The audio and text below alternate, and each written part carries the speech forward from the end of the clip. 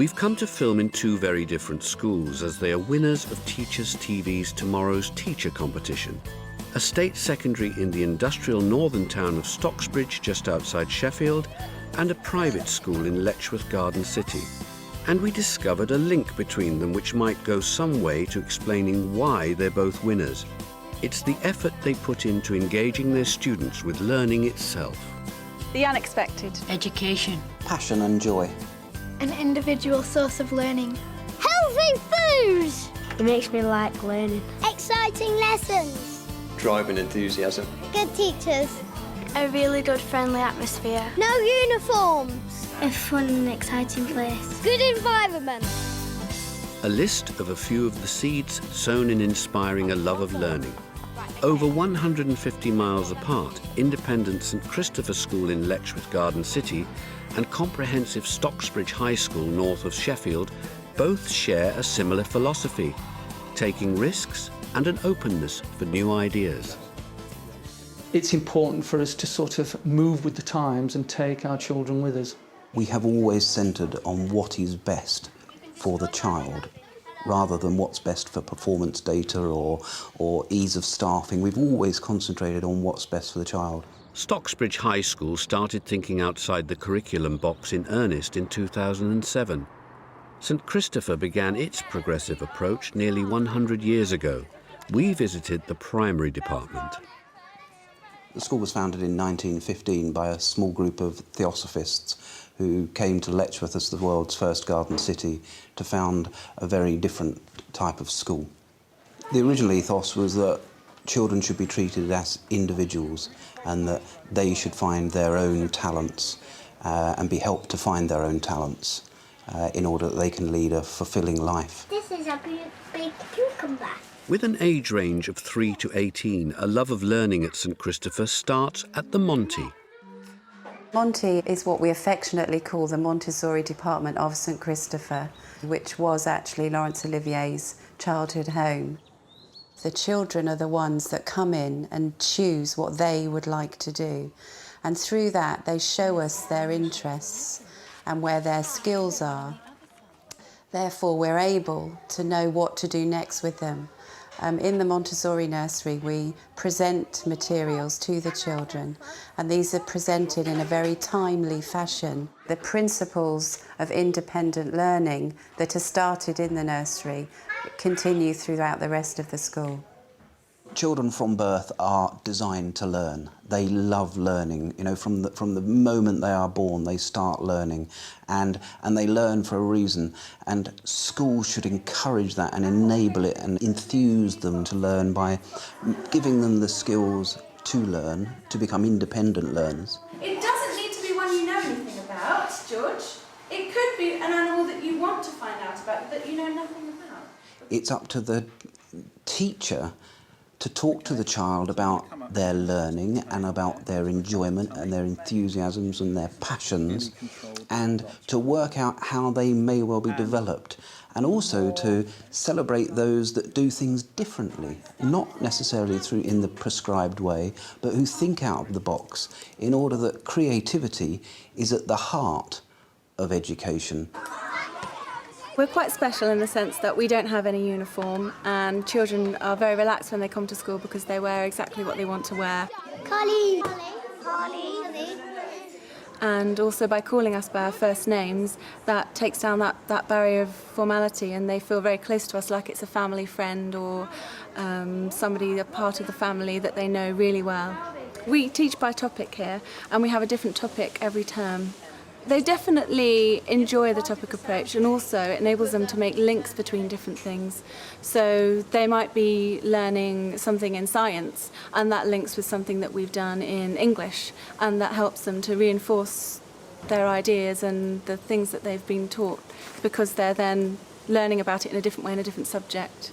So we looked at a record, and we're learning about sound and how sound gets picked up off a record. Wasn't So there if used you to look one at where you this- had to wind it in the old Originally days? you did, so instead of winding it, we can actually do that. The fact that we don't have a uniform, the fact that it's teaching in the junior school is topic-based, the fact that the nursery is Montessori, the fact that we don't have any particular religious affiliation, but we give everybody a chance in a silence to reflect at the beginning of the day and at lunchtime.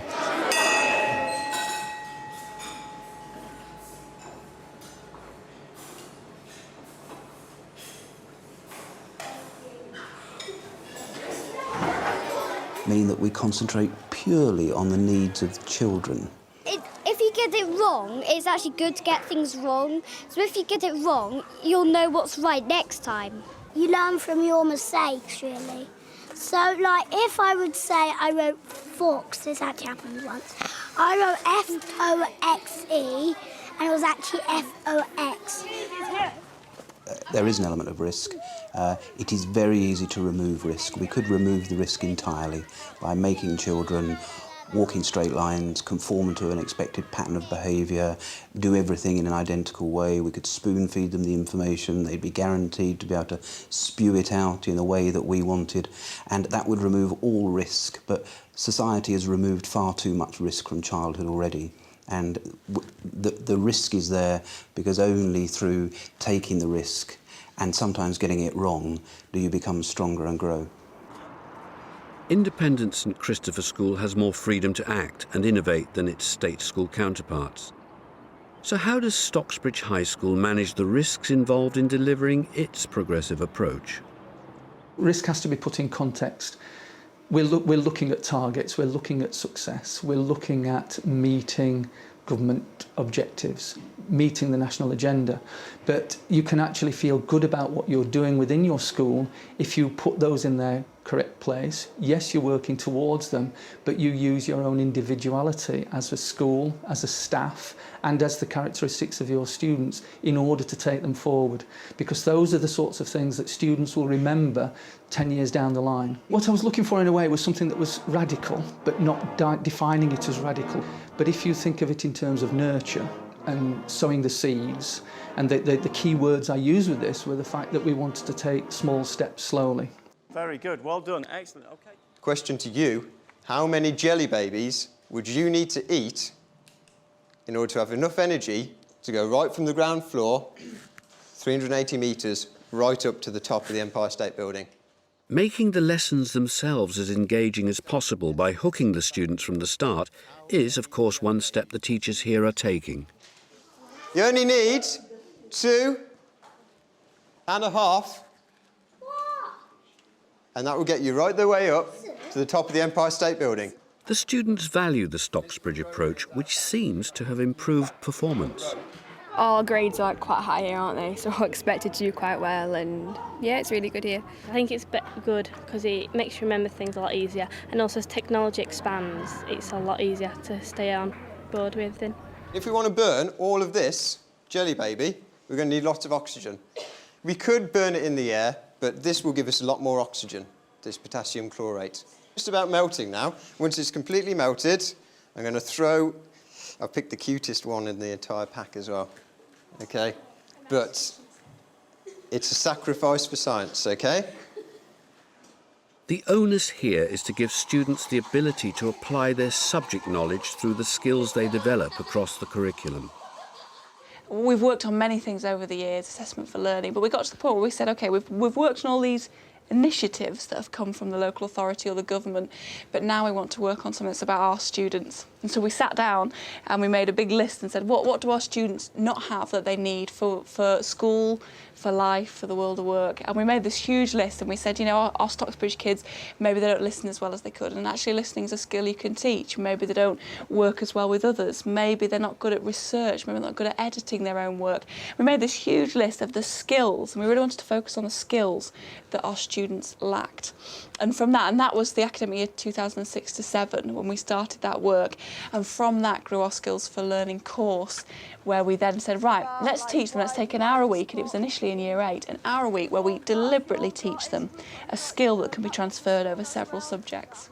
What we're teaching the students isn't just a bunch of knowledge, a bunch of facts to pass exams, but we're kitting them up for the real world. That's what we want, and that's what they want. We are doing the research, so that's Abby in this group. Do you want to come and get a laptop? So within your group, just make sure you come. The Skills for Learning initiative enables staff and students to react to their immediate surroundings, as in this Cool Schools session, where these students are encouraged to work in groups to express their opinions about their school and influence the design of the new building set to replace it very soon.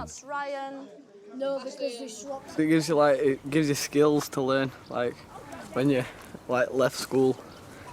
Really, it puts all different lessons into one lesson, and we kind of learn more as well. So yeah, it's better. There was a feeling, I think, generally in the authority in our school that students couldn't transfer skills. And this is where our cross-curricular work started. We started off, for example, with a group of a history teacher, a modern foreign languages teacher and a geography teacher. And they all taught the same skill to the students, but through their curriculum areas. And that collaboration was really nice. And we've had a lot of that in our school, teachers working together. But that collaboration was a seed of us thinking, we can do a lot more here.